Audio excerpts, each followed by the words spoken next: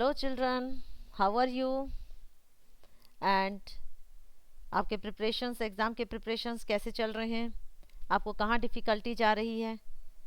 And thank you for watching my videos and giving your comments in my comment box. तो comment box पे ही आप लोगों ने comment दिया 10वीं के बच्चों ने कि मैडम ऑल्दो, दो, इवन दो और डिस्पाइट और इंस्पाइट ऑफ, मैडम हमें बताइए इंस्पाइट ऑफ और डिस्पाइट ऑफ में क्या अंतर है। ये सब आप लोगों ने पूछा आप ही लोगों की डिमांड पर, इसलिए मैंने ये वीडियो बनाया। ऑल्दो, दो एंड इवन दो, ये तीनों क्या हैं? सबऑर्डिनेटिंग कंजक्शंस हैं, हाँ। कॉम्प्लेक्स सेंटेंस में इनको यूज़ किया जाता है और इनको एडवर्ब भी बोला जाता है। क्या बोला जाता है? इनको एडवर्ब भी बोला जाता है। This expressions are adverbs after although we use subject plus verb. Although का यूज होता है फॉर्मल स्पीच में और दो का यूज होता है इनफॉर्मल स्पीच में। हिंदी में जहाँ कहते हो ना आप यद्यपि, है ना, और इनका यूज हम लोग कौन से सेंटेंस में करते हैं? जहाँ हम लोग कंट्रास्ट दिखाते हैं। इवन दो, एम्फेसिस, एक्सपेक्टेशंस, ये एक्सप्रेशंस, ये जो तीनों, ये जो सबऑर्डिनेटिंग ये कंजक्शंस हैं, ये यूज होती हैं कंट्रास्ट को दिखाने के लिए। एग्जाम्पल्स आप देख लो। ऑल्दो इट रेन्ड, RAINED ना, E is by mistake, to err is human and to forgive is divine. Although it rained a lot, we enjoyed our holiday. भाई बारिश तो छुट्टियों का मजा खराब कर देती है, लेकिन यहाँ बोल रहे हैं although it rained a lot, we enjoyed our holiday. यद्यपि बहुत बारिश हुई, हमने हमारी छुट्टियों का मजा लिया। दूसरा वाक्य देखिए, आई did not get the job although I had the necessary qualifications. मुझे नौकरी नहीं मिली यद्यपि मेरे पास सभी आवश्यक योग्यताएं थी। आप एक बात और देख रहे हैं कि अगर सेंटेंस ऑल्दो से स्टार्ट हुआ है तो although it rained a lot, subordinate clause के पहले के बाद क्या है? कॉमा, यानी मेन क्लॉज से पहले या सबऑर्डिनेट क्लॉज के बाद कॉमा है। अगर हमारा जो क्लॉज है सबऑर्डिनेट क्लॉज पहले है ना, जो क्लॉज ऑल्दो से स्टार्ट हुआ है सबऑर्डिनेट क्लॉज पहले है तो कॉमा का यूज होगा उसके बाद। लेकिन इधर आई did not get the job, main clause पहले है तो अपन ने कोई कॉमा का यूज नहीं किया। Although I had the necessary qualifications, मुझे जॉब नहीं मिला यद्यपि मेरे पास सभी आवश्यक योग्यता थी। कभी कभी हम लोग दो की जगह पर ऑल्दो यूज कर देते हैं, दोनों का मीनिंग सेम है। I did not get the job though I had the necessary qualifications, तो दो ऑल्दो दोनों की मीनिंग सेम होती है। कई बार दो का यूज सेंटेंस के एंड में भी होता है। The house is not very nice, घर बहुत अच्छा नहीं है। आई लाइक द गार्डन दो, यद्यपि मुझे गार्डन पसंद आया, but I like the garden, इसका कहने का मतलब है। लेकिन आप इन सेंटेंसेस में बट का यूज नहीं करेंगे, ये सब मैं बताने वाली हूँ। इवन दो is a stronger form of although. Even though मतलब भले ही। जैसे समोसा मेरा फेवरेट है, तो वो ठंडा हो या गर्म हो चल जाता है। तो मैं अगर कहीं गई समोसे, अगर मैं किसी होटल में गई, रेस्टोरेंट में गई, मैं ऑर्डर करती हूँ समोसा, कहते हैं मैम ठंडा है। मैं कहती हूँ even though samosas are cold I would like to eat, मैं खाना पसंद करूंगी। तो यहाँ पर भी देखो, even though I was really tired, भले ही मैं सचमुच थकी हुई थी। आई कुड नॉट स्लीप, भाई थकान के बाद तो नींद आनी चाहिए ना। तो दो ऑल दो ऐसा ही कंट्रास्ट दिखाते हैं। आदमी थका हुआ है तो आदमी तो सोएगा, है ना। बैग, थकान के बाद नींद आती है कि नहीं? आदमी रईस है और दुखी है, तो ये कंट्रास्ट है। तो अपन बोलेंगे दो he is very rich he is poor, although he is very rich, although he is very rich he is sad, है ना। पुअर का मतलब गरीब भी नहीं होता है, पुअर का मतलब बेचारा भी होता है ना। तो यद्यपि वो रईस है लेकिन वो दुखी है। Although he is very rich he is sad, तो कंट्रास्ट होता है, वहां दो ऑल्दो यूज करते हैं। देखो, although the exam was difficult I think I did well, यद्यपि एग्जाम मुश्किल था, को देखो कॉमा का यूज हुआ, क्यों? क्योंकि सेंटेंस ऑल्दो से स्टार्ट हुआ है। आई थिंक आई डिड वेल, मैं सोचता हूं मैंने अच्छा किया। आई थिंक आई डिड वेल दो द एग्जाम वॉज डिफिकल्ट, यहाँ कॉमा का यूज नहीं हुआ। लेकिन अगर सेंटेंस ऑल्दो से स्टार्ट हुआ है तो मेन क्लास और सबऑर्डिनेट क्लास के बीच में क्या है? कॉमा है, यानी सबऑर्डिनेट क्लास के बाद। Exam was difficult, I think I did well though, ऐसा भी आप बोल सकते हैं। Even though the exam as very easy I failed, अरे बाप रे, एग्जाम उतना आसान था लेकिन क्या हो गया? मैं फेल हो गया। आंसर्स लिखने का तरीका नहीं होगा बच्चों। तो पहले ऑल्दो और इवन दो को थोड़ा और देख लेते हैं कि इनके क्या और यूसेस हैं। तो थोड़ा सा और देखते हैं बच्चों कि इनके रिगार्डिंग क्या यूज है। ये देखो जो मैं आपको बता रही थी, दो ही is rich he is not proud, है ना। कई लोग रईस होते हैं और उनको उनके जो पैसे का बहुत घमंड होता है। तो मैं बोल रही हूँ कि भले ही वो रईस है लेकिन वो घमंडी नहीं है। दो ही is rich he is not proud, he is not proud दो ही इज रिच, ठीक है। लेकिन आपको मैं बता रही हूँ though is more common in informal speech. अब देखो, although he is almost bald, bald मतलब गंजा, यद्यपि वो पूरा ही गंजा है। He combs his tuft daily, tuft मतलब वो थोड़े से जो बच गए होंगे ना बाल, उसको टफ्ट कहते हैं, उनकी वो कंघी करता है। He combs his hair daily although he is almost bald. तो देखो कंट्रास्ट है ना, गंजा आदमी कंघी कर रहा है, कंट्रास्ट है कि नहीं। When a sentence begins with although or though, a comma is used to separate the first class from the second. जब भी वाक्य although या दो से चालू होता है तो कॉमा का प्रयोग किया जाता है फर्स्ट क्लास को दूसरे क्लास से हटाने के लिए। When a sentence begins with although or though or even though, upon but का यूज नहीं करेंगे, yet का भी यूज नहीं करेंगे। अपन ऐसा नहीं कह सकते कि although he was late but he stopped to buy a sandwich, वो लेट हो गया था परंतु वो सैंडविच खरीदने के लिए रुका। Even though you disagree with her yet she is worth listening to, है ना। तो ये ऐसा नहीं कह सकते, बट और यट का यूज आप नहीं करेंगे। हमको क्या कहना पड़ेगा?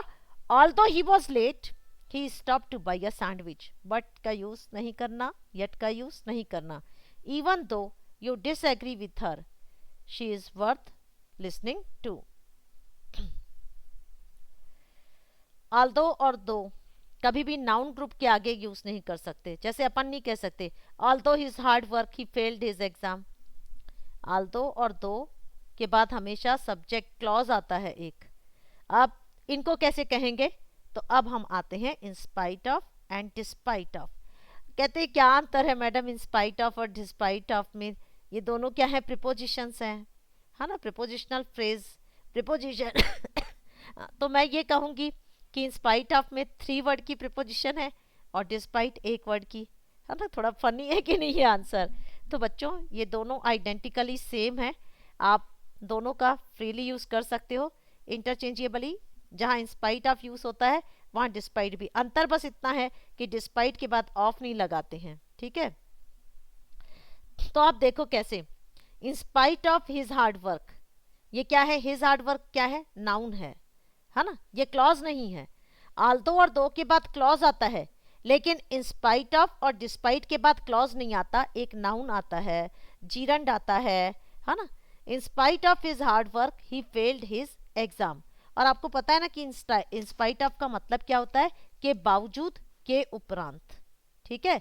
इन स्पाइट ऑफ, डिस्पाइट, इनके बाद नाउन रहेगा।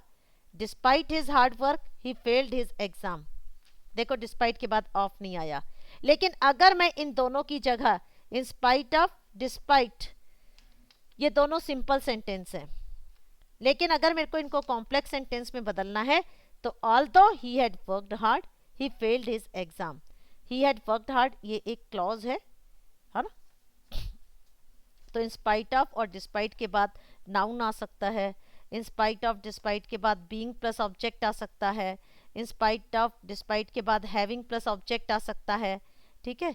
कैसे आ सकता है यही सब मैं आपको बता रही हूँ। और ऑल्दो तो मैंने बताया कि इवन दो भी सिमिलर मीनिंग रखता है ऑल्दो से, बट इज मोर एम्फेटिक है। बताया इवन तो मतलब भले ही, कंट्रास्ट को और एम्फेसाइज करता है। देखो Arif and Misbah will play even though they are not fully fit. भाई जब वो फुली फिट है ही नहीं तो वो लोग कैसे खेलेंगे। I was always afraid of girls even though I had lots of girlfriend. बोले मैं तो हमेशा लड़कियों से डरता था जबकि मेरी बहुत सारी गर्लफ्रेंड थी। तो फिर क्यों डरता था वो। तो अब अपन इंस्पाइट ऑफ और डिस्पाइट ऑफ को थोड़ा सा डिटेल में देखेंगे बच्चों। हाँ, तो इंस्पाइट ऑफ के बाद और डिस्पाइट दोनों सेम है, आपको फ्रीली यूज कर सकते हो, ठीक है। इंस्पाइट ऑफ के बाद एक नाउन का प्रयोग होता है, इंस्पाइट और डिस्पाइट के बाद वो कैसे। देखो in spite of the rain we enjoyed our holiday. अपन ऐसे भी बोल सकते हैं in spite of illness I did my whole work. In spite of heavy rain she went to school today. तो इंस्पाइट ऑफ द रेन क्या है, नाउन। इलनेस क्या है, noun. In spite of illness I did my whole work. In spite of और despite के बाद ING भी आ सकता है।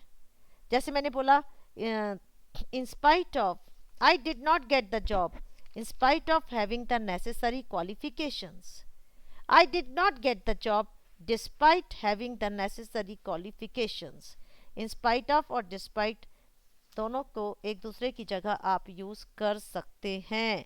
ये दोनों despite और in spite of synonymous है एक दूसरे के। सिर्फ डिफरेंस इतना है कि हम despite of नहीं बोल सकते। डोंट से despite of का यूज नहीं होता despite के बाद। अब इंस्पाइट ऑफ और डिस्पाइट के बाद प्रोनाउन का भी यूज हो सकता है। कैसे, she was not well but in spite of this she went to work. वो स्वस्थ नहीं थी, she was not well but in spite of this, इसके बावजूद वो काम पर गई। बट इसके बावजूद वो काम पर गई।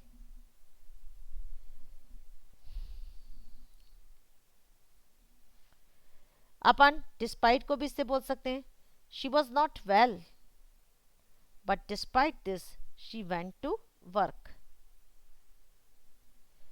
Despite his best efforts the man just could not succeed.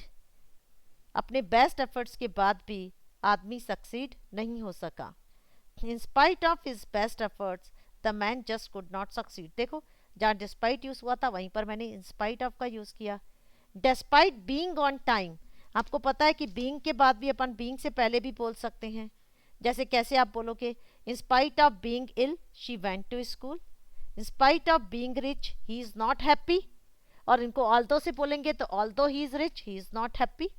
Despite being on time to the lecture we were not admitted. यानी समय पर पहुंचने के बावजूद भी अपन लोग एडमिट नहीं किए गए, अंदर प्रवेश नहीं मिला। अब मैं इसको एक एक्टिविटी से आपको कराऊंगी। पहला खालिस्तान है he was tired he drove 100 kilometres to the next town. Drive का पास्ट टेंस ड्रोव है ना।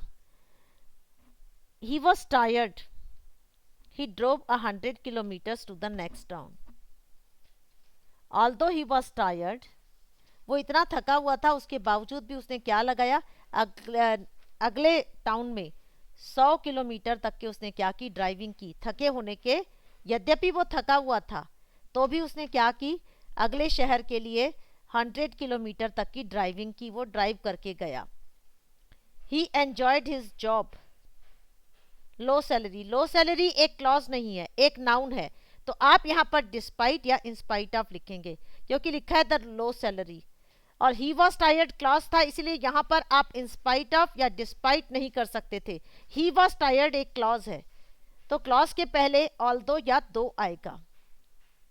लेकिन नाउन के पहले, बीइंग के पहले, आईएनजी के पहले मतलब जीरंड फॉर्म से पहले क्या आएगा आपको, जीरंड आपको पता है नाउन का ही काम करता है, डिस्पाइट या इंस्पाइट ऑफ आएगा। अब इधर आप देखो डिस्पाइट इंस्पाइट मैंने क्यों लिखा, इधर पढ़ो। Having lived in Norway for 10 years, he never got used to the cold. Norway में रह गया 10 साल तो भी वो ठंड का आदी नहीं हुआ। Having lived मैंने आपको बताया था ना कि in spite of और डिस्पाइट के बाद हैविंग का यूज होता है। कैसे? जैसे मैंने कहा, in spite of having money he took loan, पैसा होने के बावजूद उसने लोन लिया। In spite of having money he took loan.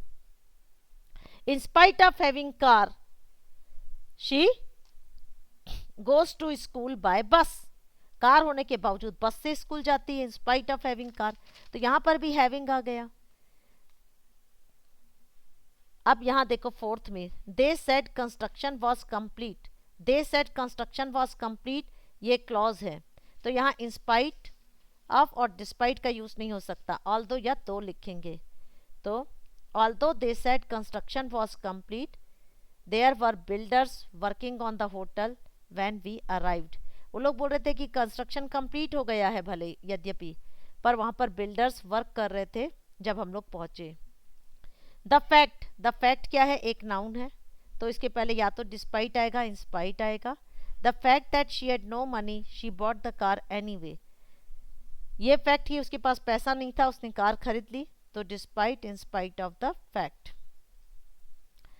You still play loud music, I have asked you not to several times, तुमको मैंने कई बार मना किया है तो भी उसके बावजूद तुम जोर से म्यूजिक बजा रहे हो। तो हम यहाँ पर क्या लिखेंगे? इवन दो, क्योंकि इवन दो से क्या होता है? एम्फेसिस क्रिएट होता है। तो बच्चों इस एक्टिविटी से आपको इंस्पाइट ऑफ, डिस्पाइट और ऑल्दो, दो एंड इवन दो का यूज़ आपको समझ में आ गया होगा। तो मैंने आपको बताया कि जो इंस्पाइट एंड डिस्पाइट है ये एक प्रिपोजिशंस हैं ये दोनों, और ऑल्दो, दो, इवन दो सबऑर्डिनेटिंग कंजक्शंस हैं, एडवर्ब भी हैं, ये कॉम्प्लेक्स सेंटेंस में यूज़ होते हैं। यानी जिस सेंटेंस में अपन ऑल्दो, दो, इवन दो देखते हैं वो सेंटेंस कॉम्प्लेक्स सेंटेंस होते हैं, है ना। सबऑर्डिनेट क्लॉज है क्योंकि वो वहाँ पर। तो आई थिंक अब आपको जो आपका जो भी डाउट होगा इन स्पाइट ऑफ और डिस्पाइट को लेकर के, वो डेफिनेटली अब आपको डाउट नहीं रहेगा इसको लेकर के। आप फ्रीली, इन स्पाइट ऑफ और डिस्पाइट दोनों एक दूसरे के सिनोनिम्स हैं, ये दोनों एक दूसरे के पर्यायवाची हैं। आप जहां इन स्पाइट ऑफ का यूज़ करते हैं वहां डिस्पाइट का यूज़ कर सकते हैं, लेकिन ये शर्त है, बस अंतर इतना है, you don't say despite of, despite के बाद ऑफ का यूज़ नहीं होता। ठीक है। तो मैं उम्मीद करती हूँ कि आपको अब इंस्पाइट डिस्पाइट को लेकर के कोई डाउट नहीं होगा। 10वीं के बच्चे अब जो उनके फ्लाइट टेक्स्ट बुक में जो एक्सरसाइज है उसको आसानी से कर लेंगे। तो बाय चिल्ड्रन, मिलेंगे मेरे नए वीडियो में। आप कमेंट बॉक्स में कमेंट कीजिएगा and don't forget to subscribe my channel, do subscribe my channel and like my video. Thank you children.